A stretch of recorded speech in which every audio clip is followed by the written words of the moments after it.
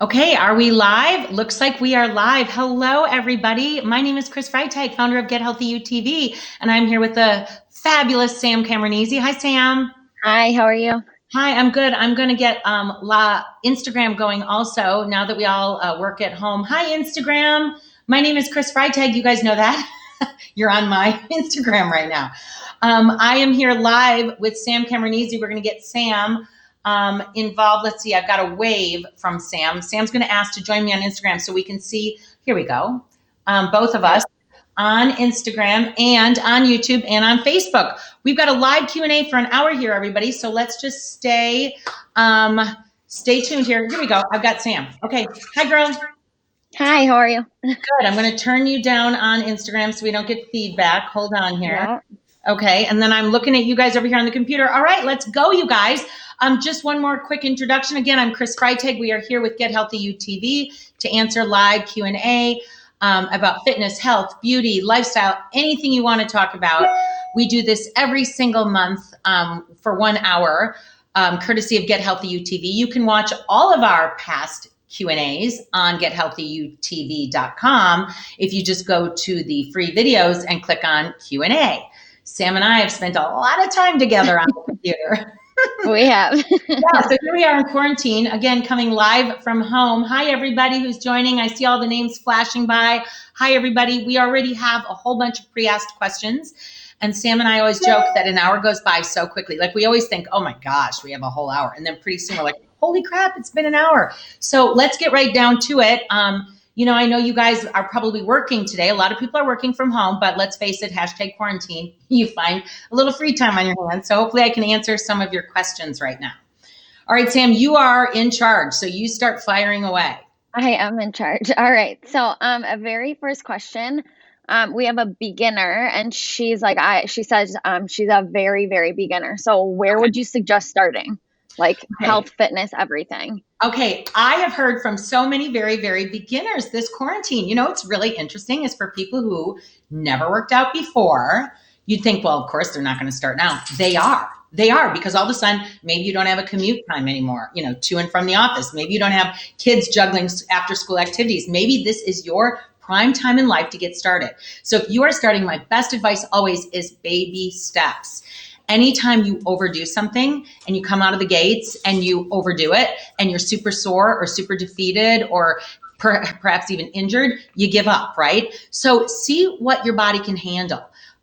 For instance, maybe the first day it's 10 minutes. Maybe the next day it's 20 minutes. Maybe I have people who tell me, well, squats and lunges are really hard on my knees. Yeah, if you haven't done squats and lunges for 20 years, you better start slow. So maybe you do just a few the first day, because you want to get those muscles and ligaments and tendons around the knee to strengthen before you overdo, 50 squat jumps.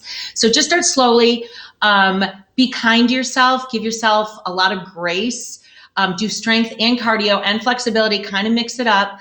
And then the other thing I'm going to tell you is, first of all, keep track of it, because you're going to be so proud of yourself when you look and see, like, I exercised 10 days straight or whatever it might be. But you know what? You cannot out-train a bad diet. So if you are game to get started, I'm going to tell you right now, also start with the eating, because that is the key. And I'm so excited about all the beginners right now. I mean, body by quarantine. I love it. Absolutely. We have somebody asking, what are some substitutes for push-ups to gain some chest strength? Okay, substitutes for push-ups. So push-ups are an amazing strength exercise for the chest, the pectorals, but also involved are the shoulders, and then also to some degree bicep and tricep, and of course core.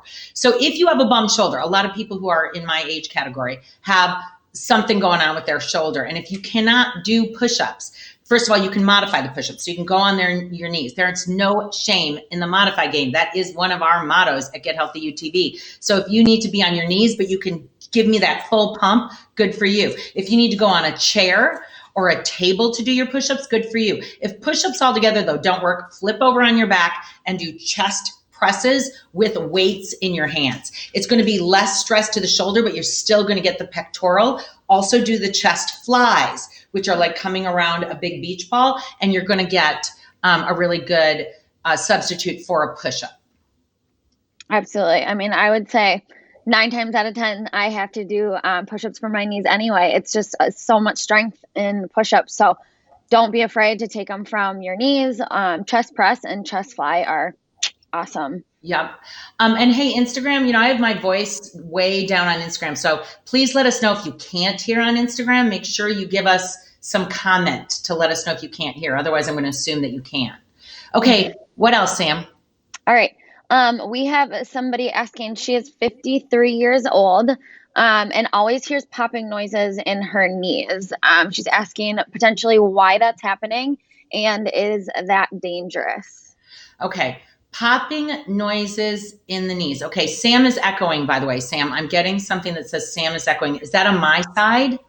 So I think I have you as low as I can on Instagram, but it won't like completely shut off. So it might be because of the two that we have going. Not sure. I'm going to turn this one down a little bit and see. Okay, everybody let me know. I turned down the computer a little bit. So let's see if we've got volume in our new crazy, video world that we all live in now. There is an echo when Sam talks. So let's see if that finishes. But anyway, okay, back to popping knees. Well, I'm not a doctor, so I can't tell you exactly why, but popping is kind of common in joints. It can be the release of literally, I don't know gas, but there's different fluids or gas or things in your joints. If popping hurts, then it's a problem. Like if you pop and you've got pain, I would contact a doctor. If you just hear popping noises, it can be pretty normal. Pain is what you really want to be careful of. I have one hip that pops a little bit. And sometimes, again, for me, it can be age and it can just be that my joint is wearing down, osteoarthritis, that kind of a thing. But I would be really worried about popping if you have pain. Absolutely. We have another really good question coming from Julia. How do I know if I'm doing the correct form? It has been a long time since I have worked out. So, getting back into it, how do you know that you're doing the correct form, especially now that we're working out from home? Yeah, and I always talk about good form, good results, bad form, poor results. So if people are doing squats where they're pushing way too far into their knees, or lunges where their heel is down, or push-ups where their elbows are out to the side, it can result in issues or injury. So that's where I would say pick your trainer wisely. If you are working out at home, I hope you pick a trainer that gives you good pointers. At Get Healthy UTV, myself and the other trainers included, one of which is Sam, we always talk about form when we are doing the exercises. Every time I do push-ups, I talk about good form. Every time we do squats, we talk about form and what it should look like. So, hopefully you're working out with Get Healthy UTV and all of our fabulous trainers, and that is always our goal. But if you aren't, make sure that you pick a trainer that helps you work on form, because it is important. Yeah, I think another thing too is, sometimes we get stuck at doing the same pace as maybe the trainer is going. And I know, Chris, you and I, always talk about like, slow it down. You don't always have to do it at the pace that we're going at or the pace of the music. So really slow down, take in those cues that your trainer tells you. There's still times when I'm like, okay, I got to slow down, weight in your heels for say squats or something like that. So don't be afraid to just slow it down and really pay attention to the cues that the trainers are giving you, and then kind of bring that mind body awareness to all your movement. Good pointer. All right. Speed does not always mean, you're the best, right? No, absolutely not. Sometimes those slower, like you and I have kind of joked with like bar workouts and stuff, it is a lot slower. And those seem to just bring the burn a little bit differently. So it's not always about speed. Quite a few people asking, I make so many good decisions and I work out hard and consistently, but now that we're working from home, I feel like there is self-sabotaging with eating random junk food, especially with the Easter candy around. So any tips to quit the self-sabotaging and not derail from your usual? It is hard because when you're at home all day, a break typically is in the form of food, right? Because like if you're in an office, you might go and talk to a coworker, or you might look at your phone, or you might, I don't know. But when you're at home, it's like, what does a break mean? A break means I'm going to go into the kitchen and grab something. So it can be really frustrating. And snacky foods are right at your fingertips because they're in your pantry. So a couple of things I think about is, first of all, you have to be a little bit more planned with your food during this quarantine. Like, say, okay, maybe you got 2 snacks during the day, like put them in personal containers, the portion size that you want, and make those your 2 snacks for the day. Oh my God, don't eat out of the bag of chips, because believe me, you eat out of the bag of chips and you flip it over and you go, oh my God, that was 5 servings. And I ate that whole thing. So you have to portion out your snacks. More liquid, more liquid. If you I've been trying to be really good about filling my water bottle and just continue to drink water, because when I am hydrated, I'm not as hungry. And I can even get excited about refilling my water bottle with kombucha or a flavored, put some orange slices in or something like that. Entertains me, and I try to stay away from the food. The other thing I would say is during the workday, if you're really like craving to munch, bubble gum. I mean, I know it sounds crazy, but like moving your mouth sometimes takes the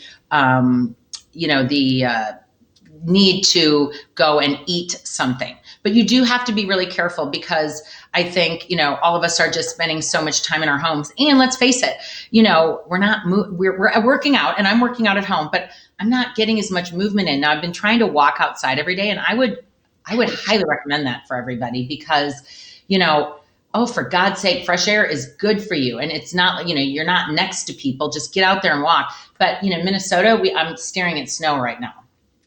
Yeah, I've been doing that same thing, trying to get outside at the end of the day. Outside. I mean, are you freaking kidding me? So we need a little help from Mother Nature so we can take breaks in the form of movement and not eating. Yeah, I think another good thing too, I've been drinking a lot of water. Like anytime I'm like, ooh, am I really hungry for that? I'm like, am I, or should I just drink some water? And it keeps you full. So I think that, and then something that like, there's so many challenges going around in the fitness world, like do 100 push-ups, and like, that sounds like a lot, but if you break it up every hour into 10, you can get those 100 push-ups done. So I've kind of found some of those breaks that are not just food. Exactly. Yep. And then, if it happens, like, it's okay. Just, get back into your routine. Don't like have negative self-talk. I think we just have to stay positive and like, okay, we took that snack, but we're going to stay away from it the next time. Yep. So you had started kind of talking about this in your last answer, but we have people asking, what is your opinion on natural flavors in like sparkling water? Well, it depends on the brand. I mean, the word natural does not necessarily mean it's natural. That's the thing I think that's really hard for us to understand. And it feels like it's very sneaky, like they're lying to you. But at the end of the day, descriptive words like wholesome, natural, good for you, all of those are just descriptive words that anybody can use. I mean, I could say that, this candy bar is wholesome. I mean, that's just my opinion. It's a descriptive word. So when it comes to food labeling, you can use a lot of descriptive words that aren't that might feel a little bit misleading. Second of all, not all natural flavors are natural if you go do a little Google search on it. So you really need to find out what they are putting in that water. Now, to that side, I would say sparkling water with flavors is a lot better than drinking, Mountain Dew that has crazy food coloring and eat tons of sugar and weird chemicals, or some of the other choices out there. So I do like sparkling water. I tend to flavor my own sparkling water. So I got really hooked on this Topo Chico. It's a sparkling water they sell at Whole Foods, and down in Arizona, it's like the water. So it's a little bit more bubbly. So I was just doing my own, I do my own lemons and oranges and limes in it. And I love that. I also love Pellegrino or any of those other sparkling waters. And for me, I would rather put my own fresh fruit in it. So that's an option if you just want to get away from the natural flavors. Awesome. Yeah, I always find that if I need something like a little bit more sweet than just water, like lemon in the water, cucumber, adding some of those, I know that that can add like mint together. Mint, so good. So that just adds a little bit of flavor, and you're not adding all that extra, sugar and stuff that can be found in all those other drinks. Yeah. Okay. One of our classic and favorite questions, how much time do you spend on both strength and cardio throughout the week? Okay. Well, it depends on the week. In quarantine, it's been, I would say my strength has maybe been, well, I guess it's kind of been the same, but it's easier for me to like fall down on the strength portion in quarantine because I'm more apt to do a cardio workout at home. But I mean, I've been doing a lot of strength workouts at home. But okay, during the week, I do try to get 150 minutes of cardio in. That is the recommendation of the CDC. That's 150 minutes of heart pumping exercise per week, which is about 2.5 hours. So I kind of figure like, you know, usually I do at least like 2 hours of cardio during the week, and then I'll do walks throughout the week. And then I do a couple strength training sessions. So I've been kind of doing like one major cardio workout per week with then including walks during quarantine. And then I've been trying to do about 4 strength training workouts a week right now. My usual schedule is I lift weights in class settings, Tuesday, Wednesday, Thursdays. So usually Monday through Thursday. Friday is straight up cardio for me. And then Saturday and Sunday is a mixed bag, sometimes strength, sometimes cardio. Sunday is sometimes my day of rest, and a day of rest for me is walking. So I mix it up. I'm not super like crazy about did I do this exact amount, but I try to make sure that I'm getting my weights in at least 3 days a week. And, you know, for me, again, if I just go in my basement by myself with nothing to watch and I just pick stuff up and I move it around, I don't do half as much as when someone instructs me what to do. I have been offering live classes to you guys, but I then, you know, when I'm working out by myself here at home, I follow Get Healthy UTV workouts. I want you, Sam, or Shelly, or Lindsay, or, you know, Leah, or whoever it is, to tell me what to do, because then I'm going to stick with it. If I know it's 45 minutes of strength training, I'm going to do that 45 minutes of strength training with the trainer. So that's why I've always been, you know, such a fan of trainer-led workouts. Do you, when you work out at home, Chris, and you do Get Healthy UTV workouts, do you do any of your own, or do you always do other trainers? It's so funny. For the first time ever, I did my own when we were in Arizona, because I had my niece with me, my son's girlfriend, my husband, my kids. And so they wanted to do some of my workouts. So I'm like, oh God, I don't want to do my own workout. But actually it wasn't so bad. I knew what was coming. But I typically do someone else's workout. Awesome. I'm kind of the same way. I don't think that I would do one of my own. I always love having all the other trainers do it, but I definitely found that like I have less motivation at home to do it on my own unless I have somebody screaming at me, telling me what to do. So accountability is the key. And in this quarantine time, you guys, get yourself up. I was just talking with some of my 5:30 a.m. people that come to my 5:30 a.m. classes. So we're not getting up and going and doing classes live together, but I'm getting my butt out of bed, not at 4:30 in the morning right now, but I'm getting up, I'm doing my morning routine of getting my coffee and stuff. I put my workout clothes on right away and I head down into my basement because this is where I like to work out. I've got a big screen TV that I can do the Get Healthy UTV workouts on, and I just load it up. It's like clockwork. Discipline overtakes, motivation gets you started, habit keeps you going.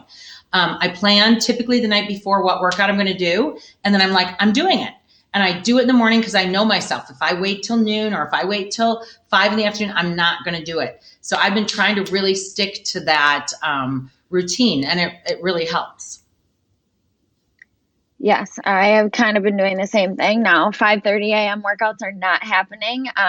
Sometimes I set my alarms and I just am not as disciplined anymore. So, but definitely getting it done in the morning if we can. I know. We have some people sending us love, Chris. They definitely miss your classes at Lifetime. And people are just so thankful for all the live things that you are offering. So just wanted to throw that out there. Yeah, and for those of you who are listening right now, we have a live pyramid workout tomorrow. I'm leading a live pyramid tomorrow at 9 a.m. on Facebook and Instagram. Sam is leading a live dumbbell circuit workout for Get Healthy UTV members and the Get Healthy UTV private Facebook page on Friday. And on Saturday, I don't even remember what we're doing. Oh yeah, we're doing, what is it called again, Sam? Oh, I wrote it down. Body weight burner. Yep, body weight burnout intervals. Yep, body weight burnout intervals on Saturday morning. So get your butts out of bed and join me again on Facebook and Instagram for body weight burnout. Yes, we've got lots of options this week. Okay, so we have Stacy saying, I understand a good, healthy diet is key to success. What tips do you have for mothers of toddlers? Well, whether you're a mother of a toddler or mother of an older kid or not a mother, good healthy diet matters.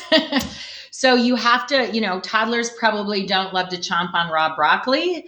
Probably not their favorite thing to do, but you're going to have to buy the foods that you need and then the foods that the toddlers will eat. That's just what it comes down to. But honestly, I mean, back when my kids were little, we didn't know as much about healthy diets or have all the options that are out there now. So many kids are being fed so many vegetables right now that they really love them.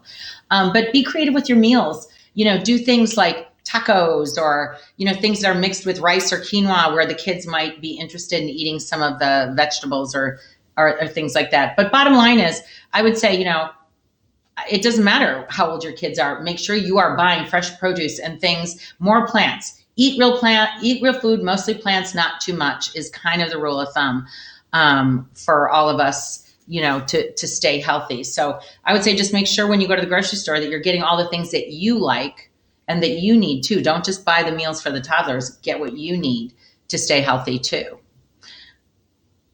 I was just going to say, I was just thinking about I eat so many raw vegetables, it's maybe ridiculous, but they're low in calories, they're high in fiber, they're good for your gut, they fill me up. So at lunch and at dinner, as the weather gets nicer, I tend to eat more raw vegetables. In the winter, I tend to roast more vegetables.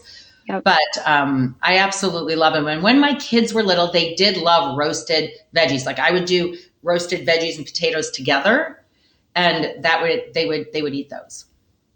I was gonna ask, did you kind of make the meals and have your kids eat what you would eat? Because I know I've heard a lot of even friends of mine that are starting to have their first kids or whatever, they always feel like they're picking off their kids' plate once they're done. But if you're making them the meals that you would eat, I feel like then at least you'll be eating more of those potatoes. Or I mean, when my kids were toddlers, they weren't big vegetable people. And I remember my pediatrician saying, if they're eating fruit or vegetables, that's okay. My kids loved fruit, so they ate tons of fruit. I had a harder time getting them to eat vegetables when they were younger. So, you kind of have to do what works for you. Or if you find that one vegetable that they really do love, you might get bored with it, but make it for them all the time. Because kids don't have that variety palette like we do. Yeah. They don't love that you surprise them with different veggies every day. They might, if they like carrots, give them carrots. If they like peas, give them peas. And then the other thing I would say is, as a mom, I do remember eating off my kids' plates when I was clearing the table. I'd be like, oh, they left a piece of that waffle. Oh, and all of a sudden I'd be like, oh my God, I just ate another breakfast. You know what I mean? So you do have to be careful with that. Just do not eat off your kids' plates. Awesome. A few questions along the lines of exercises. So we have somebody saying that she is a senior and has been doing arm exercises with 3-pound weights. Is there any hope to losing kind of that wing? I don't know what you want to call it, in your arm. The bat wing. Yes, because women, you are never too late. You are never too old to build muscle. If you followed Miriam Nelson, she is an author. She wrote the book, Strong Women Stay Young. She has a whole series of books about strong women. She shows photos in her books of women in their 60s and 70s who are seriously reducing fat and building muscle. So it's not too late. Crepey, drapey skin, that's hard. I just noticed in my 50s, my girlfriends and I, we all start to go, oh my God, look at your crepey skin, or look at how it looks so wrinkly. I mean, I'm telling you, it's a little depressing, but at the same time, so you can't necessarily get rid of all that, but yes, you can tighten this right here and create that muscle, and it can get so much better. Again, strive for progress, not perfection. But if you start doing tricep overhead and tricep kickbacks and push-ups or bicep curls and push-ups and lat raises, you are going to notice a difference in those arms and in those bat wings. Do you have any workouts geared towards more joint mobility that incorporate cardio and core work? She says she really wants abs. So do you have any options on Get Healthy or anything in regards to that? Well, I do believe we have a workout called cardio mobility, don't we? Yes, we Leah did that one. Leah is a dancer, you guys. If you haven't worked out with Leah, she's just so mobile. So I do believe that she did a cardio mobility workout. That's a gold workout on Get Healthy UTV. We also have Mobility One, which is all about joint mobility. And actually, Leah's live gold workout coming this Monday is Mobility Two, because we have had a lot of people saying that they love those 30-minute mobility workouts. And then we have a ton of, like, one of my favorite formats on Get Healthy UTV is Cardio Core. You and I did that one together, didn't we, Sam? Yeah, we did. We have 2 of them now, I think. And so I did one of them. And then so I it's think like you do a burst one. of cardio, burst of core, burst of cardio, burst of core, and we don't repeat any exercises. I love that. So sometimes you can't just get everything you want in one workout. That's why we have all different length workouts. So I would suggest, like, do one of Leah's mobility workouts, really, mobilize those joints, and then throw in the cardio core after that. You'll get a full hour, 2 30-minute workouts, and it will cover all bases. And she kind of said, like, I want abs. I think another option too is a lot of Kate's Pilates have a lot of ab, exercises, workouts like that. So those are some really good ones as well. Really good idea. Kate's Pilates workouts. Kate's workouts sneak up on you. If you haven't tried really it on Get Healthy UTV, like, she's so soothing and gentle and sweet, and you're doing them and you're like, oh, this is no big deal. And then the next day, if you just even sneeze once, you're like, ow, ow. She really knows how to sneak in those ab workouts. We have a lot of Pilates and ab core workouts in the gold workouts. I'm just laughing. So I stepped on my glasses like a week ago, like physically stepped on them and bent them all up, and they're hurting my ear. Oh, no. All the glasses stores are closed, so I can't get them fixed. Looks like you're going to have, I'm almost out of contacts, and I'm freaking out a little bit because I'm like, what do I do? Hashtag quarantine problems. Problems, right? Going along that same lines with the core, what is your personal favorite core exercise, core strengthening exercise? I am a huge Pilates fan. I'm actually a Pilates instructor. I took Pilates training. I don't know, was it 15, 18 plus years ago? And that's actually where I met Sheila, our new yoga teacher. I met Sheila in Pilates training. And Pilates is just an aha, like, when you start taking Pilates, it's like, oh my gosh, how did I not know this information before? It's a ton of education first. It moves slowly if you're willing to learn Pilates. It's all about learning how to use the core muscles properly. And if you are a female aging, you've had babies, you never had any core strength, it's the best way to learn how to really engage those abs and tighten that pelvic floor. So that is truly my favorite. And Pilates exercises may not burn hundreds and hundreds of calories, but man, do they work. But I love core workouts that offer variety. I'm not, I get bored just doing a bunch of sit-ups. Like, I want to do planks. I want to do side planks. I want to do roll-ups. I want to do, and even kickboxing. Like, I always talk about it when I teach kickboxing. You have to keep your core so connected to do all of those moves. Martial arts involves a lot of the core. So for me, my favorite core workouts are kind of the ones that you don't know you're working your core and you're actually working it. Or Pilates. I love Pilates. Awesome. Let's see here. We have somebody asking, what is the name of the book that you just mentioned? Strong Women Stay Young by Miriam Nelson. Awesome. Somebody was probably. I have it upstairs. I could go find it.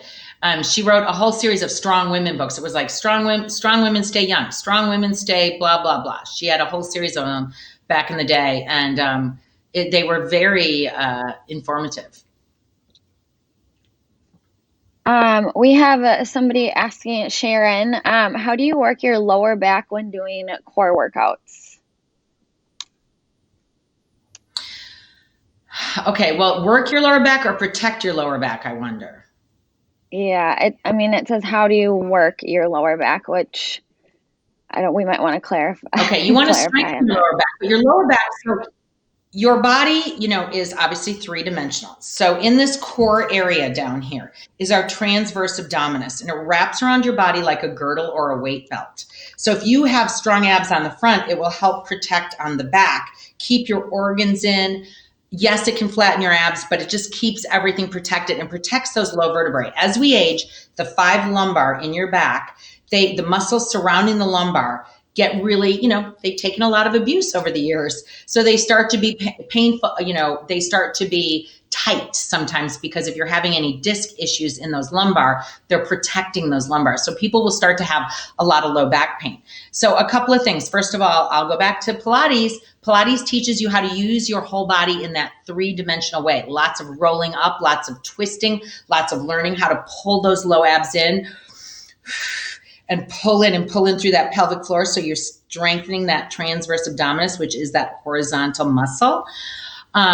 And then I think, so, you're working your low back almost with everything you do when it comes to core, but protecting your low back is learning how to use those transverse abdominis muscles. And then the other thing I would say is that if you are having low back pain, you need to stretch. Go to Get Healthy GHUTV. Look at the free videos and click on the free 10-minute videos. We have about, I don't know, Sam, what do you think? 50 plus free videos under the 10-minute videos. We add new ones every month. We just added a new workout from Sam. It's a jump rope workout. It's a killer. Jumping rope. It's a killer. It's a killer. But there is, if you scroll back on page 2, I know it's on page 2. Whoops. Siri's talking to me.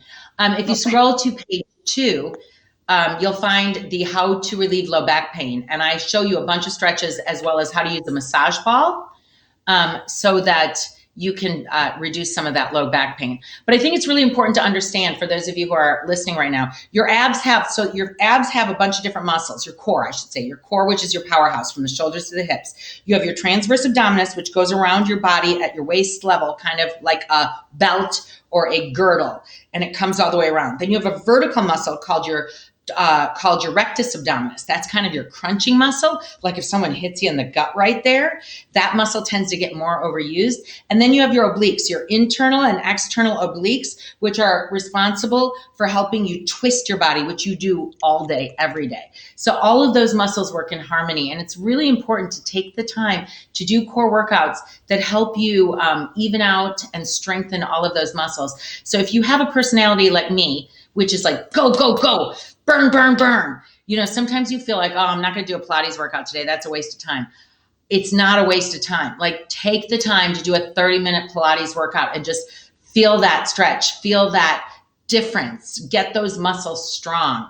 It's super important. And I promise you, it will not be a waste of your time. Awesome.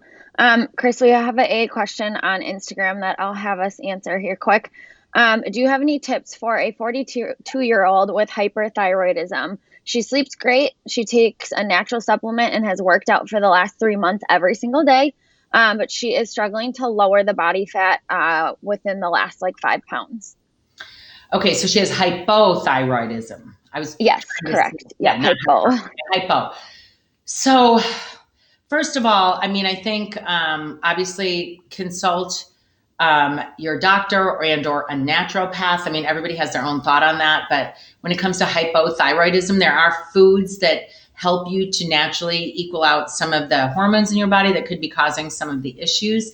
But if you feel like it's just a sluggish thyroid and you just need to really work differently, I would say make sure you're drinking tons of water, make sure you're really eating healthy, and kick up the cardio a little bit if you're just trying to get off those last 5 pounds. In terms of a natural supplement for hypothyroidism, we actually have a great article on GetHealthyU.com, which is where you'll find our blog. Get Healthy You TV is where you find all the workouts. Get Healthy You is where you find all the free articles. We have an article about hyper versus hypo and what to eat. And so check that out. I don't want to give any recommendations of a supplement per se, because I don't know of an exact supplement to take, but there are things you can do. Read that article. I think it would be super helpful. I've had friends on both sides. I have a friend who had hyperthyroidism, which actually can be as dangerous or more dangerous than hypothyroidism. Yep. Okay. Should protein shakes be drank after weight training or after any type of workout?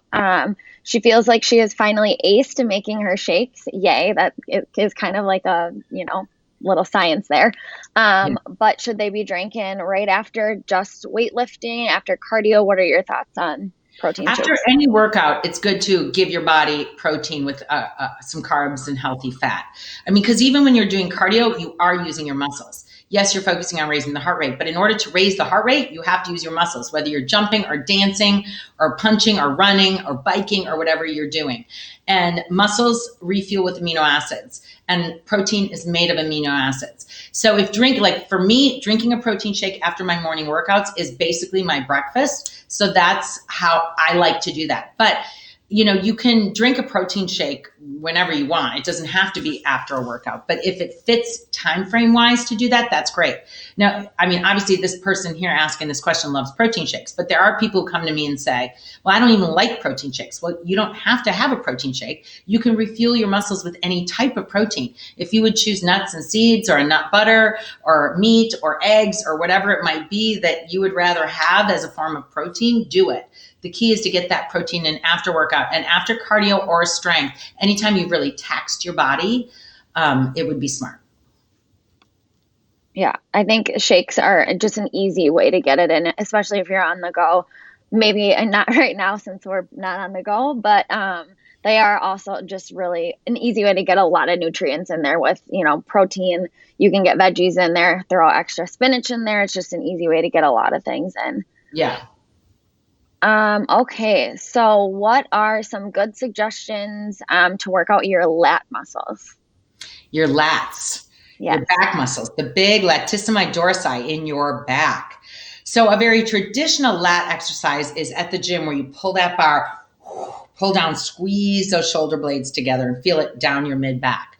But we do a lot of different lat work in group fitness classes on Get Healthy UTV. One of my favorites is a lat pullover. I love overhead pull. It's one of my favorite exercises. Okay, so I'm kind of sitting on a bench right now, but you lay all the way down flat and you pull those arms overhead. When they get overhead, you pull them back and you'll feel it all the way through your lats. You want to realize that it's not a chest press. It's not coming from your chest, but it's coming from your back. You want to keep your elbows slightly soft. You're not going to lock out those elbows, but you're going to get them all the way back and then pull them to eye level. That might be my favorite at-home back exercise. But then, of course, rowing, like a renegade row where you're in a plank. So now I'm coming this way. And you've got your weights. Pull them back. That's a great way to get into those lats. So any kind of rowing or an overhead pull would be a great lat exercise. I was going to say, I thought you were going to say renegade row was your favorite one because I'm like, you do do love those those. all the time. Another great question. What is the difference between back lunges and forward lunges? So when you're stepping forward or stepping that foot back, she says that it seems like the back lunges are easier for her to do. Why is that?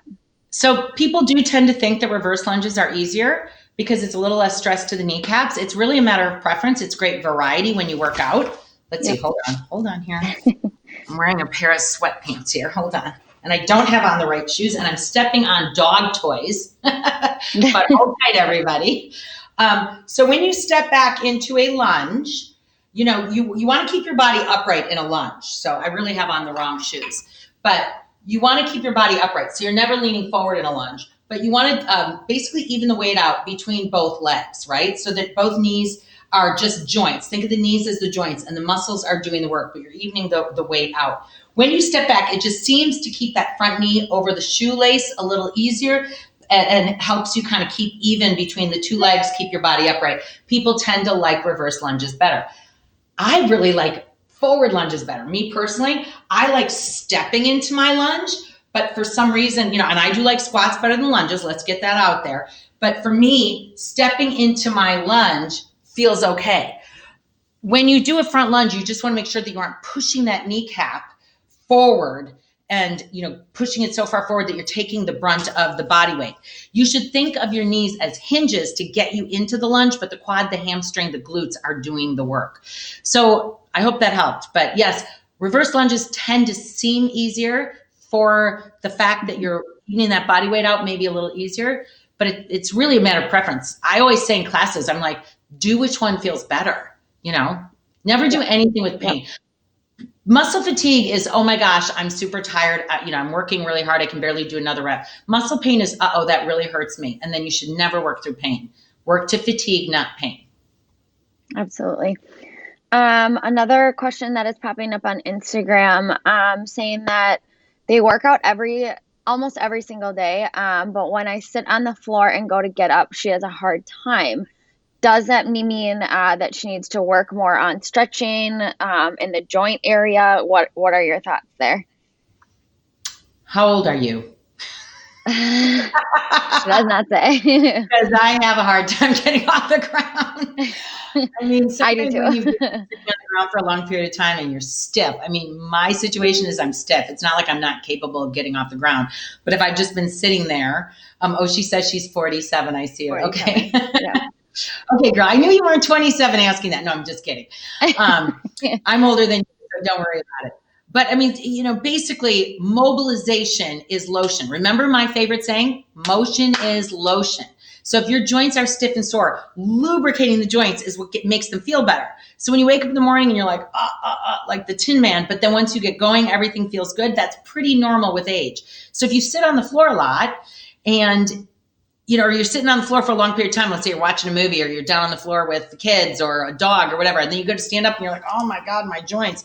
That's pretty normal. But then just start to lubricate those joints. I mean, I'm constantly like rolling my shoulders back, rolling my hips just to kind of get everything lubricated again so I can move. I mean, it's just a principle of life. Of course, if you have an injury or something, like you get up and you feel pain in a hip every time you stand up or something like that, that might be a little different. She's funny. She gave me a smiley face. I know. I love it. We're all speaking the same language. I mean, I've definitely noticed now, especially working from home. Like I just forced myself on the hour to get up because everything does just tighten up after sitting there for so long. So, well, and I've been moving around. Like right now I'm sitting on this little like square bench. I've been sitting on a couch. I've been sitting up at my kitchen counter. I've been moving around because I can't sit in the same spot. And then I stand a lot at my kitchen counter too. I like to do that. Yeah. Makeshift standing desks are awesome. Yeah. Do you use a powdered green supplements? If so, do you have any recommendations for any of those? Powdered what? Powdered greens supplements. Oh, powdered greens. Okay. I don't. I think they're amazing if you want to use them. I just don't because I would rather eat greens. I will stick greens in my protein shake, not every day because I really like the true unadulterated fruit flavor. But I do add greens to my protein shake, but I eat so many greens. I'm like a broccoli freak. So I eat raw broccoli, roasted broccoli. I usually have some sort of a salad. So whether it's, romaine, mixed greens, kale, arugula. I love arugula. So I feel like I get a lot of greens, asparagus. I'm like always eating greens. So I don't feel like I need a green supplement. But if you do, or you don't buy a lot of fresh foods, then I think, just buy a quality one that doesn't have sugars added to it. And that could be great. But, stuffing some spinach into, like spinach does not have like a soup, like kale has a very specific flavor in a shake. I don't know about you, Sam. I just think kale is a little bitter, but spinach to me goes really well in your shakes. What do you think? Yeah, I do that. I would rather put spinach in there. I think that's just one that, and I'm same as you. I like the fruit flavor of shakes. So I think spinach is a great way to get in extra veggies, especially if you're lacking in that department. But yeah, I would rather do spinach than kale. And I know some people are a different way around and like to do kale in there. So, right. Awesome. We have some people asking, are the live workouts available via the website or only via social media? Okay, so if you are a Get Healthy UTV member, our typical schedule has always been live workouts on Monday mornings. That's what we do, 9 a.m. Central Time, live workout for all Gold members. If you don't do it live because you're at the office, which you aren't at right now, then it goes into your account and you can do it later. So Gold members get new live workouts every Monday morning. But when the quarantine hit, everybody felt a little stressed out. Everybody felt a little isolated. All of the trainers are out of a job right now. Let's face it. Not only do we teach for Get Healthy UTV, but most of us teach at a gym also or have pretty full schedules. And we all got kind of crazy too, going, oh my gosh, what do I do all day? And I need a workout. So the Get Healthy UTV trainers have been amazing, and everyone's been volunteering to just put on these live workouts to kind of lift everyone's spirits. So it's been really great. So it's not an exact schedule. It's been a little hit or miss. What we've been doing in the private Facebook group, you guys, If you're a Get Healthy UTV member, we've been putting in the private Facebook group the weekly schedule of, the 2, 3, 4 live workouts that we're doing for the week, so you can kind of plan. Today, Shelly did a bar workout that was killer this morning in the private Facebook. My live workouts, I've been doing them on Instagram and on my Facebook business page, kind of as an advertisement for Get Healthy UTV. So it's not just private firm members, but I've been doing it for the public to get it out there, give people a chance, for all my followers that are all over the world. We've actually had people joining from different countries. I love that. And also just as advertisement for Get Healthy UTV. So you'll find my workouts on Instagram Live and on Facebook Live. And those are happening. They've been happening about twice a week. We have one tomorrow, pyramid workout, which is at 9 a.m. Right here on Instagram or Facebook Live. And then we have one Saturday. So it has been a little like there's no science to it. It's not perfect. Okay. So you guys are going to have to check back to find out when the live workouts are. But if you are a gold member, you're getting that live workout every Monday morning. Now, just because of the situation, we don't have a live filming crew right now either, because we can't in the office. We're hoping. So Minnesota goes back to work May 14th. But hopefully after May 14th, we'll be back to our normal Monday morning live workouts with a filming crew filming. But as of right now, the trainers are doing it in their homes, and you can still watch the workout on Get Healthy UTV on Monday mornings if you want to. So that might've been a little confusing to you. Just check in with us all the time. We'll tell you. We will. It's been a little confusing, but we're doing the best that we can. Okay, just a shout out. Sam's workout. Sam has a live workout Friday morning in the Facebook group. So any of you Get Healthy UTV members, if you've never done one of Sam's workouts, you gotta try it because she's a butt kicker. Just getting my first few in the books. We have a shout out from YouTube, Chris. She just joined. This is Nancy. She just joined and loves everything that you have to offer. She's a gym rat, but this is keeping her focused. So just thanks to everything that you're doing. Yay. Okay, a few other questions here. Is it best to tilt your pelvis under when you are doing standing upper body work exercises to support your lower back, or does that really depend on the exercise that you're doing? Well, it does a little bit depend on the exercise you're doing, but here I go. Gosh, you guys, I'm not dressed for exercise right now. There's sweats on these weird shoes. But anyway, okay. So when you're weightlifting, you don't want to, can you see me on both cameras? You don't want to arch your low back and, really hurt that low back. So that's why a lot of times we'll cue bend your knees. So you slightly take your center of gravity down and tuck your pelvis under. So you're protecting that low back. It goes back to the Pilates thing I was just talking about. So now I'm not overarching my back. That whole overarching your back thing can be stressful to the low back muscles. So that's why that's a good cue. You don't need to over tuck it, you know what I mean? But you do want to kind of squeeze your glutes, slightly soften your knees or lower your knees because that's going to lower your center of gravity and take the pressure off of that low back. So it is a good cue, but with every single exercise you do, I guess, you kind of do just when you're doing standing weightlifting, kind of tuck it under just a little bit, really protect. But in Pilates, you learn that. You learn we call it imprinting, where you slightly tuck that pelvis and pull up through your pelvic floor. And that's why Pilates is so good.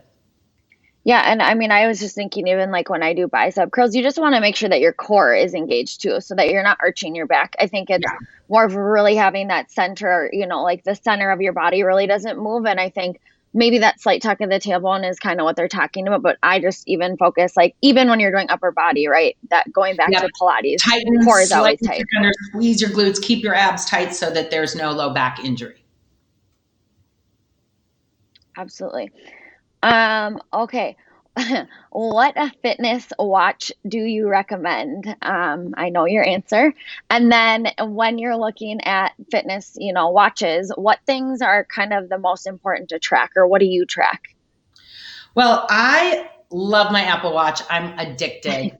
I'm just looking at it right now, and it says that I need more activity today.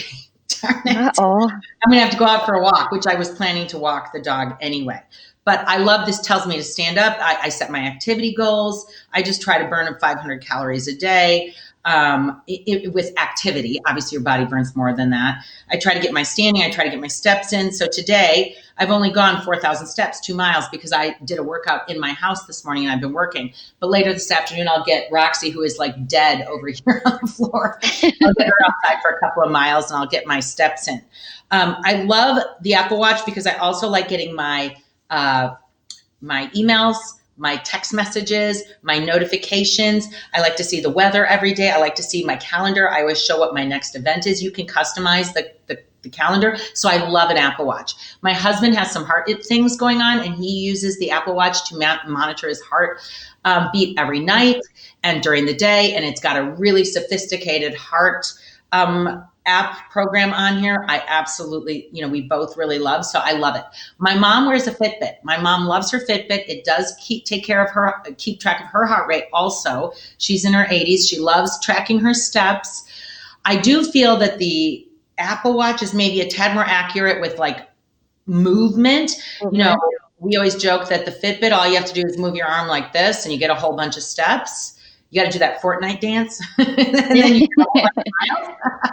Whereas, with the Apple Watch, I think it catches more of your 3D movement. Although I'm no engineer, so I don't know that. So Apple Watch to me is the number one. I see people though with Fitbits that really like them. And like I said, my mom is really, really likes her Fitbit. And then I've seen some people with Garmin watches that really love the Garmin. And if you're like a biker outside or a runner outside, a lot of people will really go for that Garmin. But anyone I know who gets an Apple Watch, like that's addicted. Yeah. Yep. I have a really nice expensive watch my husband gave me years ago. Forget it, I never wear it. I'm like, this is my thing. We have somebody asking, any ideas on curbing your sugar cravings at age 55, and to restart your metabolism after a hysterectomy? Oh, well, you just got to get back moving after a hysterectomy. I mean, it takes time. There is a lot of recovery time. Work with your doctor and start slow. But I have so many friends. I mean, I'm 54. I have so many friends who have had hysterectomies. And everybody, they just have to slowly get back into that activity. But even, you can get back to the same activities you were doing before. It's just going to be rehab, just like anything when you've had a major surgery. In terms of sugar cravings, it's hard. Yeah, the more sugar you eat, the more you want to eat it. I mean, sugar is addictive. If you have watched the documentary Fed Up with Katie Couric and I believe Dr. Hyman, it's proof that sugar is addicting, and the more you have, the more you want. So to me, I am a huge sweet tooth. I love sugar. If sugar didn't make me feel sluggish and icky and you gain weight and I would eat sugar all day. I love the taste of sugar, but I know better. So I really am careful. I eat a lot of fruit. I love fruit because it is so sweet. That's why I love protein shakes. They're sweet, they're creamy, they're like ice cream to me. So that's kind of how I get my sugar fix. I eat a lot of Greek yogurt because it's creamy and smooth. And, it's got a lot of good protein in it, but it satisfies my sweet tooth. So you have to find things that work for you. Cacao chips that are like at least 70% cacao or 65% cacao that have the healthy fat in them, but also satisfy your sweet tooth. Maybe you mix that with a few blueberries or a few walnuts to satisfy your sweet craving. Come up with natural, healthy, sweet snacks that are good for you. Dates are really a good way to sweeten things, to throw like a medjool date in something. It's a natural way to sweeten. So like maybe in a shake or something, if you do a lot of greens, sometimes I'll throw in a medjool date because it just adds that sweetness to it. And then, Sam never believes me, but like I eat Halo Top. My husband could attest to it. I told him last night, I go, why don't you eat this instead of eating something else that's super sugary, because it's like a protein-based ice cream. Some people say it tastes disgusting. I love it. I really like it. It satisfies my craving for ice cream. So there are different kinds of treats, or make your own like protein snacks, protein balls. So many of the foodies out there, for instance, Fit Foodie Finds, if any of you guys follow her, she has like 100 protein energy ball recipes that are like 4 or 5 ingredients. They're like nut butters and oats and honey or whatever. And they're so delicious. And then you freeze them and they're like, you take them out, they're just like a little sweet treat. So yeah, you got to get away from like store-bought bakery and cookies and, stuff that has a bunch of sugar added. Yep. We have Katie asking, when I'm working out with weights and I'm doing back or shoulders, I feel it mainly in my forearms. I want to make sure I'm using the right muscles. Are my weights too heavy for my strength, or could my form be wrong? So doing back or shoulders, she's feeling it in her wrists, She said forearms, yeah. forearms. So So grip. perhaps you need to do some of these to really strengthen those forearms. Take some lighter weights and just do this to really get that forearm strength right here, because maybe your forearms are a little weak. You want to keep your wrist neutral. So when you're lifting weights, don't do this so that, you're straining that weight. Or straining that wrist. You want to keep a neutral wrist when you're pressing up overhead. But if you're super feeling it in your forearms, you may have to do some forearm strengthening exercises, hold a plank, do planks where you open to a T, do some forearm lifts and lowers with lighter weights, even with like heavy soup cans, do these. That's going to maybe help and strengthen those forearms. It sounds like your forearms maybe aren't strong enough yet, and your shoulders and your back can take a little bit more. Awesome. We have quite a few people asking, Chris, what apps would you recommend to keep track of macros in daily food? Do you recommend tracking your macros, calories? What apps do you use for that? Okay, good question, everybody. So MyFitnessPal is probably the easiest app to use for any kind of food tracking and macro tracking. If you're like, what the heck is a macro anyway? Macros are your macronutrients. So they're your carbohydrates, your proteins, and your fats. And within your macronutrients are your micronutrients, all the vitamins and minerals. So if you are getting a good mix of macros, proteins, carbs, and fats, you are getting a good mix of micros, all the vitamins and minerals your body needs to sustain life. If you cut out a food group, like some people say, I no longer eat carbs. Now you're missing a slice of the micronutrients, and you better figure out how to supplement and get those micronutrients because your body needs them. So I've never been a fan of cutting out a food group. In terms of counting macros, I think it's interesting because sometimes when people count calories, and I get it. Like if, I talk to women who are like, I have to lose 150 pounds. Calories do matter. Calories in, calories out. It's energy expenditure. When someone says it doesn't matter, you can eat all the calories in the world that you want, that is not true. Calories do matter. But macros are super interesting. And to me, it's a good way to divide up your food. So if you say, okay, I'm going to try to eat 2,000 calories in a day, and 50% of them are going to be macros, you can do the math and say, okay, that means I get 250 grams of carbs a day. So instead of counting calories, you're like, all right, well, there's, 10 carbs in an apple or this or that. And then you can plan out your food based on macros. I think that's a super interesting way to do it. I will mention to you guys, my 7-week program, the Whole Body Reset, we are advertising for it starting on Friday, maybe, or Saturday. I can't remember which date. But what we do is we do it twice a year. It's hands-on, where I am doing coaching calls with everybody in the private Facebook group. It's 7 weeks of intensive information about your mindset, about your meals. So we cover for 2 weeks almost. We cover macros. And then we talk about movement.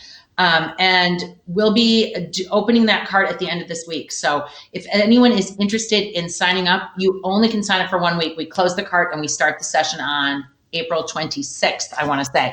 And we have people all the time who don't sign up. And then a week later, they're like, I wish I would have signed up for that program. Is it still available? And the answer is no. Like once we close the cart, we start the program, whatever group is signed up, we usually get like a couple hundred or whatever in that group. They come into the Facebook group and we are guns, we go great guns for 7 weeks together. We'll put some information up on this post so that you know where to sign up. I have 3 free videos going right now this week for any of you who just want information about food or mindset or movement. We have those 3 free videos. So we'll put all that information up here on this post. And then I do want to mention, because I know we're running out of time, that Get Healthy UTV is so thankful for all of you. Who knew that the entire world would be working out at home? I mean, we love working out at home. That's our business. But now all of a sudden, this entire world needs to work out at home.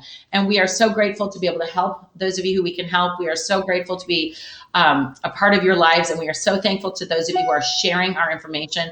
We have some amazing deals going on right now for Get Healthy UTV. That's completely separate from my 7-week course. But you can join as a premium member for $3 for the entire year. I know that sounds nuts, but that's what we do. We give you a year, and then year 2 is a renewal fee of $59. Or you can join as a gold member if you like the live workouts, and that's $20 for the first year. And we have a coupon code for that. And then in year 2, it renews at $149, which is about $11 a month. So if you are interested in working out with us, we have 5 amazing trainers. We have over 250 workouts now on the website. It's a super great way to connect. I am really dying though, because when this whole COVID thing happened, and I really do want to be thankful to all the health heroes out there helping people, and I want to pray for all the people who are sick. But who knew that toilet paper and dumbbells would be out of stock? Yeah. You can't buy toilet paper anywhere, and you can't buy dumbbells. No.